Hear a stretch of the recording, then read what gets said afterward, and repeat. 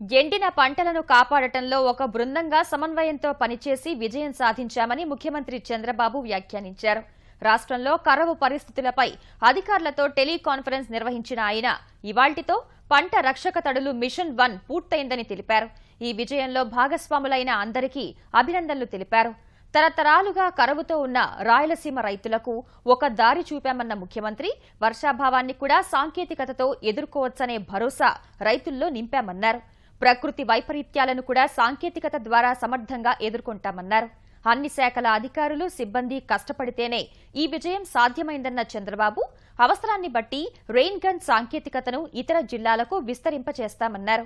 రాయలసీమలో ఇప్పటివరకు 3,27,000 ఎకరాల్లో పంటలను కాపాడామన్నారు.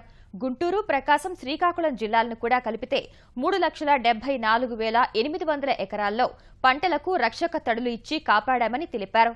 ఇవాళ మరో 25,000 ఎకరాలకు రక్షక తడులు ఇస్తున్నామని వివరించారు.